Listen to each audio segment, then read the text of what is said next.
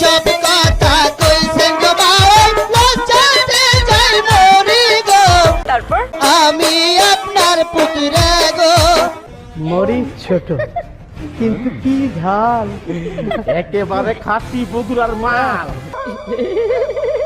পাগল করিল পুতুরারে।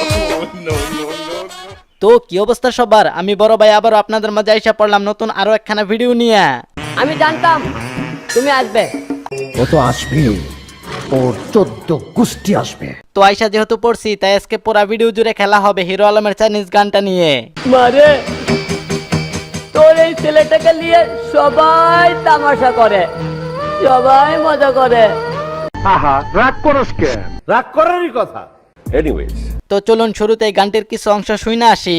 ওকে ওকে শুরু করেন। মুসিদা সঙ্গে পদে গাও গাং জুংসাং ছিলে। তোকে তো 12 মাস হাসপাতালে থাকতে হবে।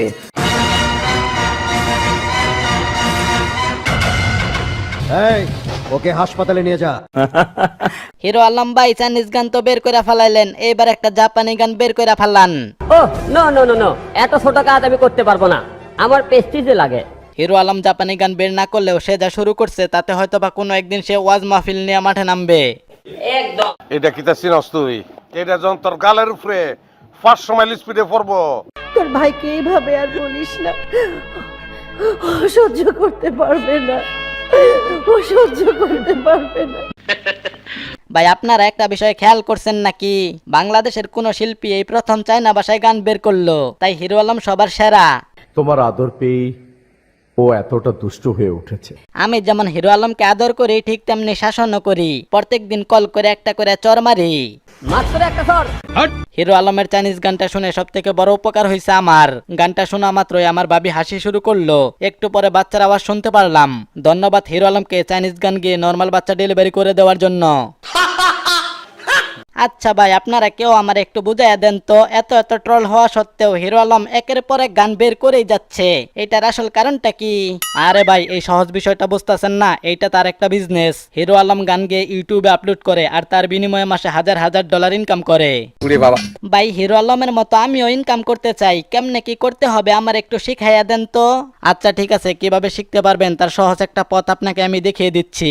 ভিডিও করেছিলাম, দেখবো, আমি দেখবো। তুই ধৈর্য ধর। ওকে ওকে।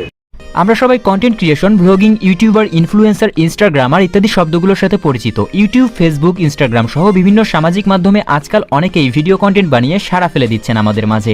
শখের বসে শুরু করেই অনেকেই আবার এটিকে ফুল টাইম প্রফেশন হিসেবে বেছে নিয়েছেন। কি এই কন্টেন্ট ক্রিয়েশন, কিভাবে হবেন একজন সফল কন্টেন্ট ক্রিয়েটর, একজন কন্টেন্ট ক্রিয়েটর হওয়ার জন্য কি কি করা লাগবে, আমরা কিভাবে এবং কোথায় কন্টেন্ট ক্রিয়েট করতে পারবো, এমনই সব প্রশ্নের উত্তর জানতে আজই জয়েন করুন ঘুরি লার্নিংয়ে। তো ইউটিউব কন্টেন্ট ক্রিয়েটর হিসেবে আপনার ক্যারিয়ার শুরু করতে ইনরোল করুন ঘুরি learning YouTube content creation basics কোর্সে। কোর্সের লিংকটি ভিডিও ডেসক্রিপশন বক্সে দেয়া আছে। থ্যাঙ্কস। আচ্ছা যাই হোক, আমার মনের একটা গোপন কথা আমি আপনাদের বলতে চাই এখন। হিরো আলম এই পর্যন্ত যে কয়টা গান বের করছে তার কোনোটারই ভাষা আমি বুঝতে পারি নাই, এই প্রথম তার চাইনিজ গানটা আমি পুরোপুরি বুঝতে পারলাম। গেল ভাই গানটার অর্থগুলো আমার একটু বুঝাইয়া দেন তো। গানটার অর্থ হইলো তুমি যে চুল ছিঁড়তে পারবা না সেই চুল ছিঁড়তে যাও কেন। হিরো আলম খুব চালাক, তাই চাইনিজ শব্দে গান বের করে ফেলাইছে যাতে করে উচ্চারণ ভুল হলেও কেউ ধরতে না পারে, যাতে ওরে কেউ আর গালি দিতে না পারে। এই গানটা যদি চায়নার প্রধানমন্ত্রী শুনতে পারে তাহলে তুই শালা হিরো আলম যে করেই হোক তোর ফাঁসি কার্যকর করে ছাড়বে। আরে না, হিরো আলমের এই গানটি চায়না সরকার অস্ত্র হিসাবে ব্যবহার করবে, দুনিয়া থেকে অস্ত্রের ব্যবহার উঠে যাবে, তখন যুদ্ধক্ষেত্রে শুধু হিরো আলমের এই চাইনিজ গানটি বাজানো হবে। আমেরিকার বড় বড় অস্ত্র হিরো আলমের এই গানের কাছে হার মানবে। তাইলে হিরো আলমের এই চাইনিজ গানটি আজকে ফোনের রিংটোন হিসাবে ব্যবহার করবো। আরে পাগলা, রিংটোন হিসাবে ব্যবহার করলে তো তুই নিজেই মরে যাবি, নিজে না মরে অন্যকে মারতে চাইলে কলার টিউন হিসাবে ব্যবহার কর। উড়ি বাবা, তো সাংঘাতিক জ্ঞান, এ তোর জ্ঞান তো বাড়িছে। আচ্ছা হিরো আলম ভাই, চাইনিজ গানটি গাওয়ার পরে রাস্তাঘাটে আপনার ফ্যানদের সাথে আপনার দেখা হলে তারা আপনার সাথে কেমন ব্যবহার করে? আমার ভক্তরা আমাকে কাছে পেলে 2 ডজন চুমা দেয়, সাথে 2টা ফ্রি। এত চুম্মা চুম্মি করেন না গো, করোনা ভাইরাস ছড়াবে কিন্তু। আমি গোপন সূত্রের ভিত্তিতে জানতে পারলাম হিরো আলমের চাইনিজ গানটি চায়না সরকার শুনে ফেলছে। আলমের চাইনিজ গানে পুরা চায়না এখন কাঁপতাছে। কিছু কাটতেছে, ওই যে বিল্ডিং কাঁপে, সাইজাক বিল্ডিং কাটতেছে, ওই যে রিক্সাটা হরি গেছে।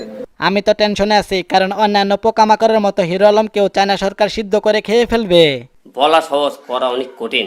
কথা শুনছো এবারে তুই কলম আবারও বেয়াদবি দিতে আসো। তো যাই হোক, হিরো আলম ভাই, আপনার এই চাইনিজ গানটা নিয়ে অনেকে রোস্টিং ভিডিও বানাইছে, তাদের উদ্দেশ্যে আপনি কি বলতে চান?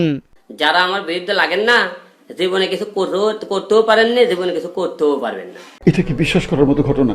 আপনি বলেন।